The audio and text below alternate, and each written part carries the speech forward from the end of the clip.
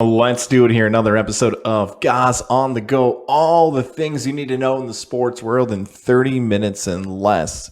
Now, as you've known here in the month of May, we love giving love to our guys Connor Lind over at Northeastern Insurance.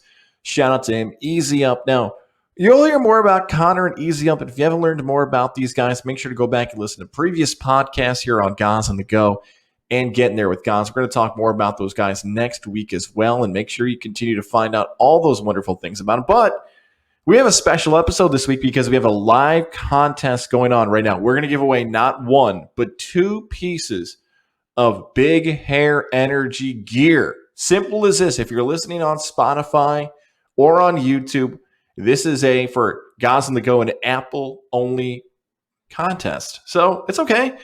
Sign up for Apple. Go on there. Use somebody's sister, boyfriend, girlfriend, mom, whoever's got an Apple device.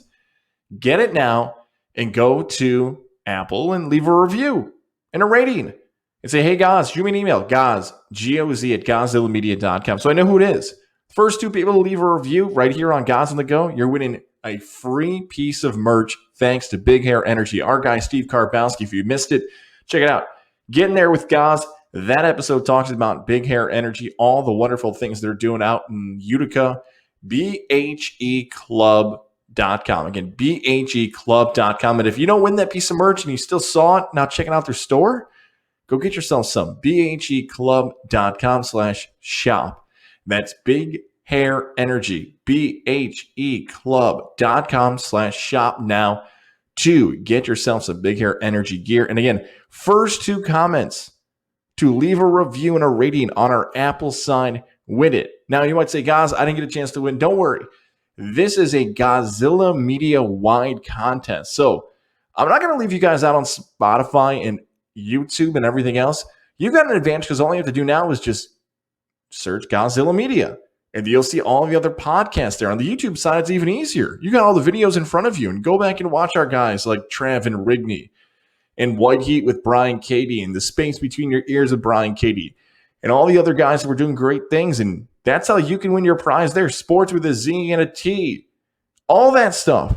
All these podcasts are doing different giveaways for your chance to win Big Hair Energy, that merch, that gear. So make sure you continue to subscribe and listen to all the other Godzilla Media podcasts, Sports with the Z and a T, Trav and Rigney Show, Space Between. You already heard them all. Go find out how you can win there across the board for Big Hair Energy. Now you know a chance to win some gear. Let's get into the topics for this week.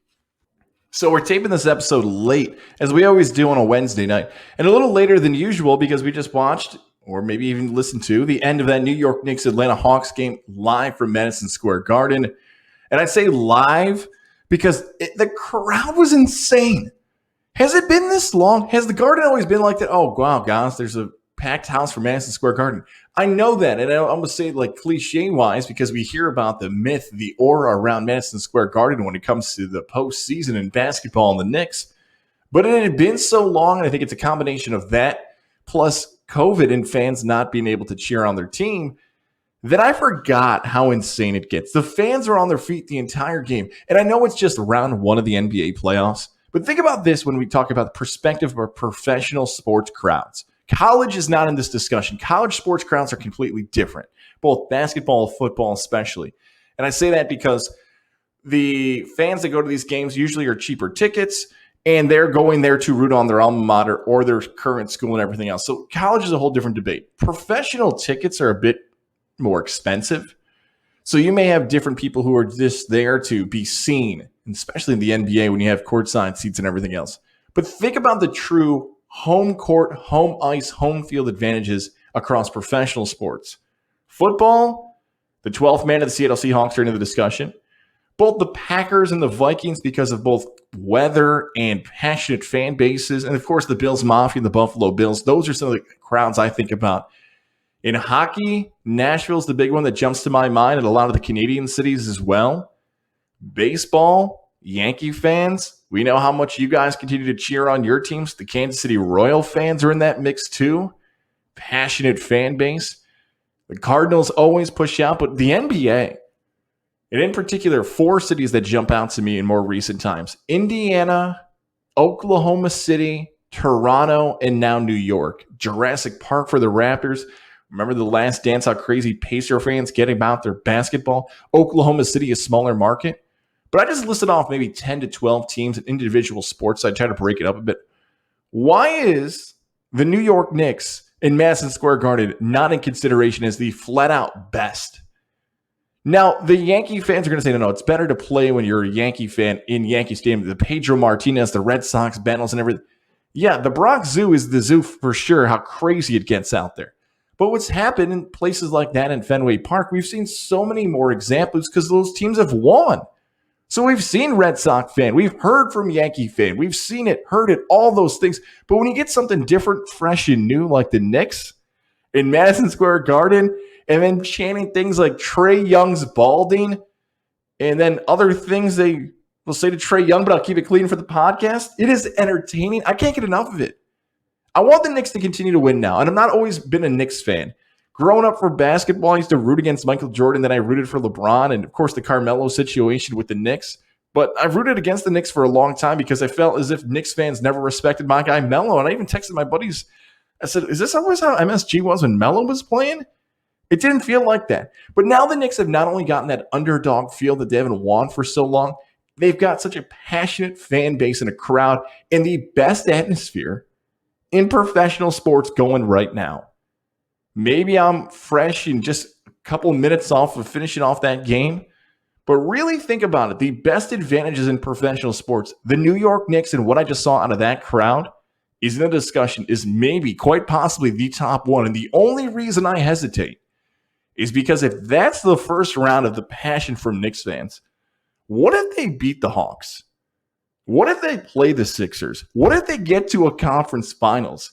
If that's round one, this isn't going to be a discussion of who's got the best home court advantage. It is the Knicks. Oh, and by the way, the actual basketball on the court in game 2 especially, why the hell is DeAndre Hunter taking so many shots in the fourth quarter? The Hawks have Trae Young, who torched him and was tearing it up in the first half. You've got Kevin Huerter, shots Albany, and I'm not doing an Albany bias thing here. Why was he not taking more shots? He was playing fine. Bojan Bogdanovic, let him shoot. He took up some shots that maybe were forced a bit. But why in the world is like your fourth best guy on the floor taking all your shots when it matters the most in the fourth quarter? Hunter couldn't make anything. He even missed the free throw line. So Hunter's taking all your shots.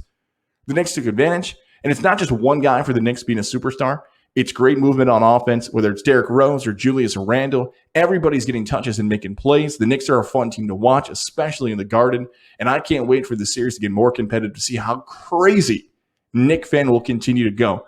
Oh, and by the way, about crazy fans, the only damper on the night of the NBA, what the hell is wrong with the fans in that Washington Wizards game? Fans decided to dump popcorn on Russell Westbrook when he was coming off the floor. I'm not going to sit and talk about what needs to change in the NBA because these are just idiots. These are fans who should have been thrown out of the game. Don't throw things at people during games. Sixer fan, you got to be better than that. And I know that's not all Sixer fan overall, and the Sixers destroyed the Wizards. Just don't be a jackass and throw stuff at people. And if Russell Westbrook wanted to go out and punch somebody and jump into the crowd, people always hated on Ron Artest for everything that he did. If you get attacked by something physically, you get hit by something, and you want to respond and go at that person, you asked for it. You decided to get that reaction out of him. I wish Westbrook would have got an opportunity to go after that person. Don't be a jackass. Don't throw stuff at people. It's common decency. That's the only ruined thing from the night when it comes to the NBA fan bases. I have this wonderful Knicks background if you're watching the YouTube side. I just got so caught up in the big hair energy talk and never flipped over. And now you're going to be hearing LeBron James talk. There you go, Knicks fans. I'm going to tempt you with that. I don't mean to. But what is going on with LeBron James, Kristaps Porzingis up? A double standard going on?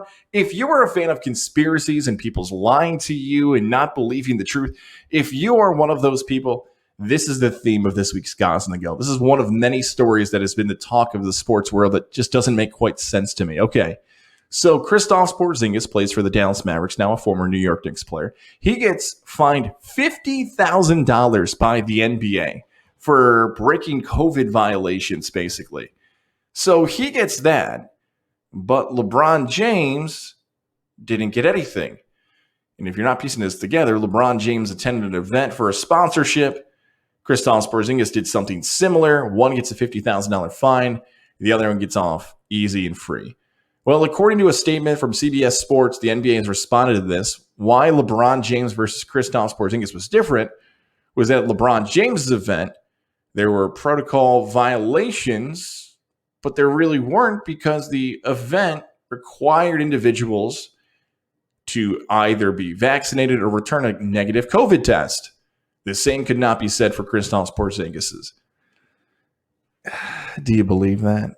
Like, do you honestly believe that the NBA decided, okay, LeBron, look, we got to figure out a way to suspend you. Oh, you had your pass ready? Okay, go out there. Stop it. Like, LeBron James broke the rules. The NBA helped him out a bit. This would have been too big of a story to put away. Now, look, maybe it was Rich Paul or Maverick Carter who handled it, and LeBron's team, won't say the other word there, posse. Okay, just did it anyways. Maybe they handled it. And they said, no, here's why it's allowed. And that's how it passed. Maybe it's just great agent work. And if that's the case, bravo. I'll be quiet with my criticism. And Porzingis didn't have that. It just seems hard for me to believe that. And maybe I'm being a little bit more harsh in criticism of LeBron James because I'm a LeBron James fan. I've rooted for LeBron James back in the mid-2000s, 2003. I remember watching his games on ESPN, St. Vincent, St. Mary, when you had names like Jay Billis, Sean McDonough, Dick Vitale, and Bill Walton calling a high school kids game. And I was rooting against Michael Jordan, but I said, okay, the next guy's going to be better, and I picked LeBron. So I've always been a LeBron fan, but he is getting so difficult to root for. I don't know if it's the injury, the complaining, this COVID story, that play involving Chris Paul where he just flopped and then he acted like he was injured. I mean, LeBron, please, man. As a LeBron fan that I am, it is harder and harder to root for LeBron this time. Oh, and complaining about the play-in game was the other thing that LeBron didn't have happen. Yeah, it is becoming harder and harder to be a LeBron James fan, and that's on him. The NBA gave him a pass for that. Shannon Sharpe makes headlines this week for Fox Sports and his show Undisputed with Skip Bayless because of an incident involving current Atlanta Falcon wide receiver Julio Jones. If you missed it, I wanted to play the audio and the visual, but it's been taken down from Fox Sports because Shannon Sharpe decided live on the air to call Julio Jones, to call him and ask him his thought process on what's going on with Atlanta and where he wanted to play and everything else. If you were fortunate enough to hear the cut and watch it, it seems real. It seems authentic that this really happened. That Julio Jones said, I'm out of Atlanta, and talked about the Dallas Cowboys a little bit. Seems like he doesn't want to play for Dallas. He wants to go to a winner. Now, it made for compelling TV. It was awesome to watch. It was as real as it gets, as authentic as it gets. That's all we want. So I love podcasts and these types of mediums and forums and everything else. You get it raw, honest, unfiltered, all that stuff. People respond to that, and that's all you ask for. I am here to tell you that was fake. I've watched it. I've listened to it. I know what they did. So here's what situation that happens. In California, where that is filmed, Fox Sports 1's show Undisputed, it is illegal to not have permission to post a call publicly between two people. So if Julio Jones didn't know he was being recorded and Shannon Sharpe didn't give him a heads up, Shannon Sharpe can actually face consequences in the state of California for that happening. So that seems like a pretty obvious statement. Like, of course, guys, like, okay, like, what's the big deal? So it is a television show, right? It is not just Skip Bayless and Shannon Sharpe who are behind that show. There are producers. There are executive producers. There are people who are watching the show. So you're telling me that all the producers there on Undisputed didn't have a rundown of the show that day because they have show meetings, they have prep meetings. This happens in the national shows and everything else. So they have an idea of where the show is going to go, almost minute by minute. Hey, this break's going to be 6 minutes. It's going to go 8 minutes. They're going to break. They're going to toss to this segment. You got this read. You got TV shows are broken down that much. So you're telling me nowhere in the plan did it say calling Julio Jones or, hey, Skip, I got an idea. I'm going to call Julio. You're telling me that conversation never happened. Okay. I find that hard to believe, but let's just assume that's what happened. Just on the whim, Shannon Sharpe calls Julio Jones. So you're telling me that however many producers it is, 1, 3, 5, not one person got in the ear of the host. Not one person cut off the feed where they were watching a crime get committed live on the air, and they didn't stop it. This would be watching a burglary. This would be watching someone set something on fire. You get what a crime is. I don't have to break that down. But this is an actual crime happening on the air in the state of California, and not one producer said, nope, shut it down, can't do it. Shannon can't do it. No. Not one person. That is hard for me to believe that none of the producers knew that Shannon Sharpe was going to do that, and then none of the producers stopped that segment from happening, and no one said, hey, you can't do that. That's against the law. 2 levels of that could have happened, but it didn't. Now, did Shannon Sharpe easily give Julio Jones a heads up, a segment before, hey, Julio, I'm going to call you? Okay. This will sound really good. Atlanta's probably going to be pissed. I don't give a shit if they're pissed at me or not. Like, I want to get traded anyways. This might help me. And if anything, it's going to speed up the process for Atlanta, because now when Atlanta has that news get out, and this is now public knowledge according to multiple reports, Atlanta's pissed because Atlanta knows the value of Julio Jones is going to get out because they know they have to deal him. Julio Jones doesn't care. He just wants to get traded, but Atlanta's mad, and it works in favor of Julio Jones, and it works against Atlanta. So, of course, this all works in Julio Jones' favor. I am not surprised at all if we find out a few days from now that Julio Jones and Shannon Sharpe, or Shannon Sharpe has to issue an apology or something like that. They may never pull back the curtain that far, but there are too many layers that had to get through before that actually hit the air. And now the fact that they didn't have to respond to that, it'd even seem more authentic. Look, Fox Sports got what they wanted. They got eyeballs, they got views, they got everything else. It's one of 2 stories that smells fishy to me that got the response that it wanted. That second story involves Brooks Koepka and Bryson DeChambeau. I felt so differently about this story about 2 hours before the taping. I was driving around the Capital Region, and I had this whole take ready to go about how this is exactly what golf needs. They need a rivalry. It's been a long time. Even in my lifetime, we've had 2 strong personalities be true rivals. Think about that. If you're my age, early 30s, the true rivals in sport, Larry Bird and Magic Johnson before our time, John McEnroe and Bjorn Borg before our time. Did those rivalries like Federer and Nadal really get you excited? Was there a great boxing or UFC rival? There really hasn't been the great person. Brady and Manning, someone's going to say in the NFL. Yeah, but they didn't play against each other. McGuire versus Sosa. Yeah, but that's not pitcher versus hitter. This would have been true competitors versus competitors in an individual sport. But unfortunately, that video that's leaked is now also fake. Here's what's happened if you missed the story. There was a video that surfaced, and I've actually seen 2 separate reports of where the videos come from. I've seen one report saying they came from CBS Sports. Another said it came from the Golf Channel, of Brooks Koepka being interviewed after his Friday round and hearing Bryson DeChambeau behind him and just getting upset and making this face that you can see on the YouTube side. Then there was more to this. There was a social media exchange between the 2. And in one of the social media exchanges, this video was posted. I think you should be able to clear that, right?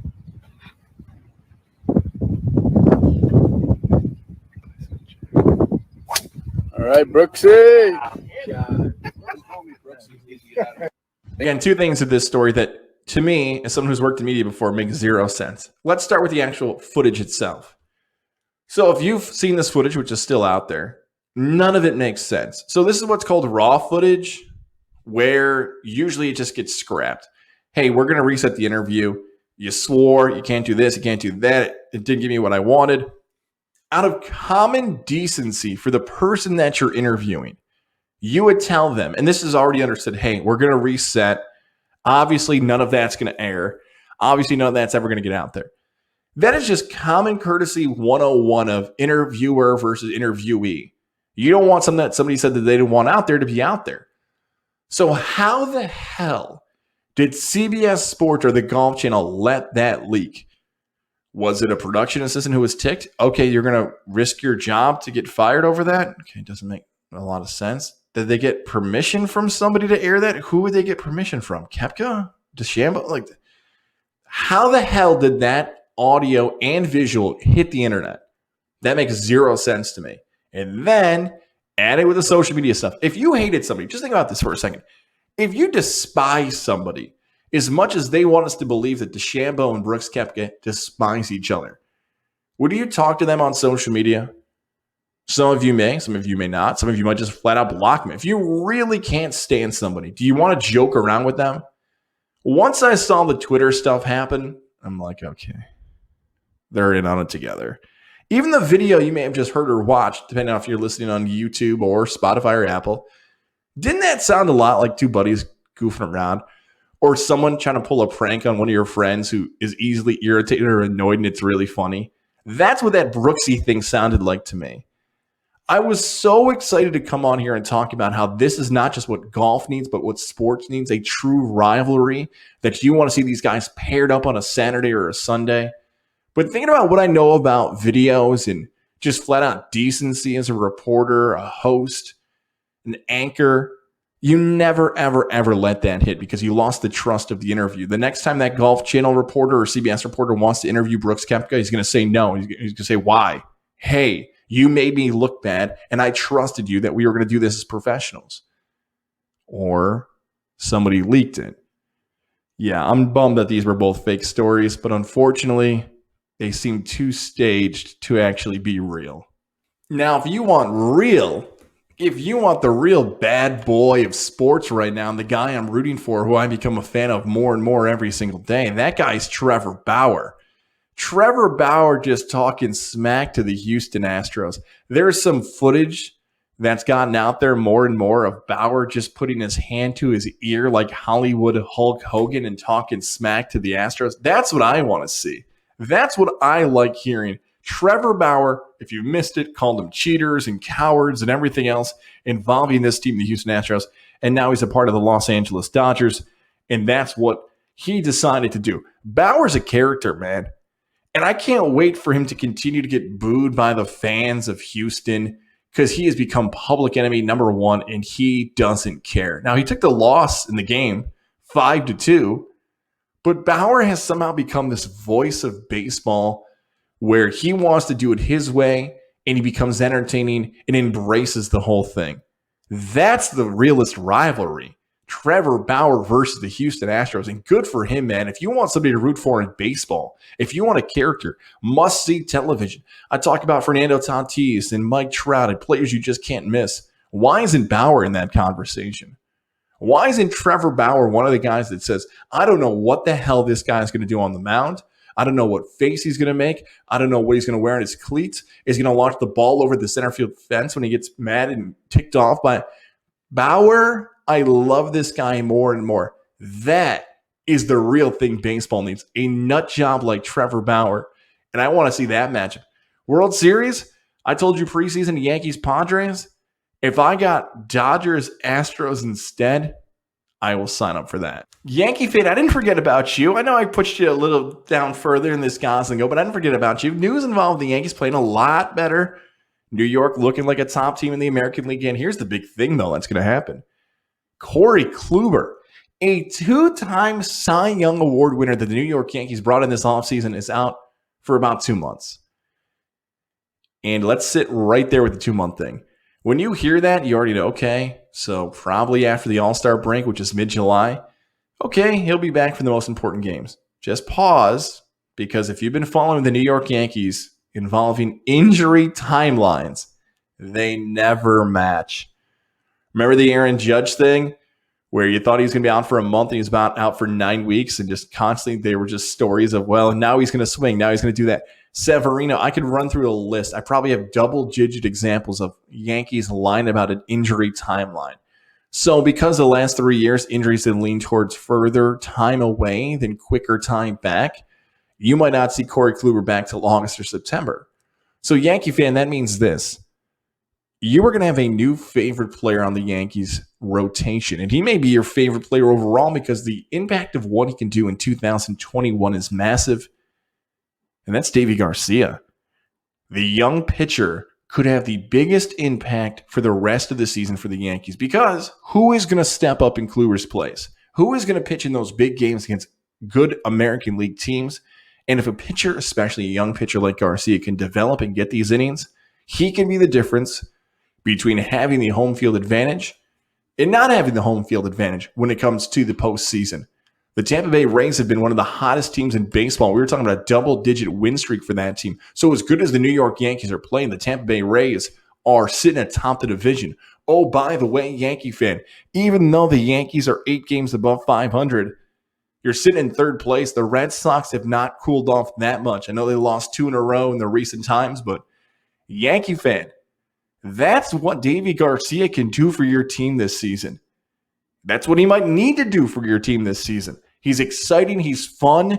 When he's on the mound, he's animated, not in the sense of Trevor Bauer, who we just talked about, but it seems like the emotions come out in his rotation and his actual delivery to the plate. He's not Tim Lincecum, but he's not a big guy. So I kind of wonder, how is he doing this? How is he making this happen?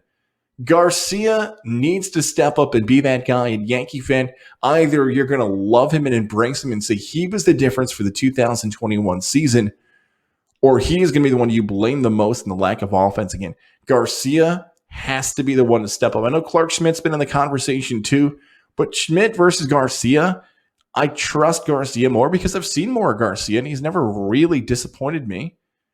Garcia can be the difference for the Yankees. That's the name to look out for the rest of the summer. I'm bummed for you, hockey fan. I am. Not because the NHL playoffs aren't good. There's been some fun games on the ice, some backs and forth. The Winnipeg Jets with an upset. How about them playing good? The New York Islanders are driving New York sports fans crazy, and in a good way because the Islanders are competitive and making every night ridiculous.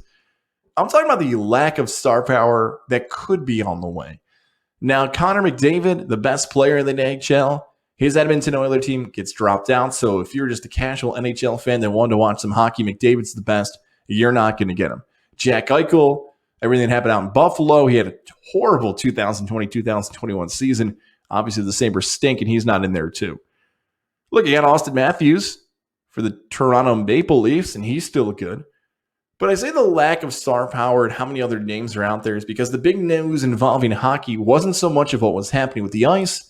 It's the news that Wayne Gretzky has joined Turner's broadcast team for their upcoming coverage in the future of NHL hockey.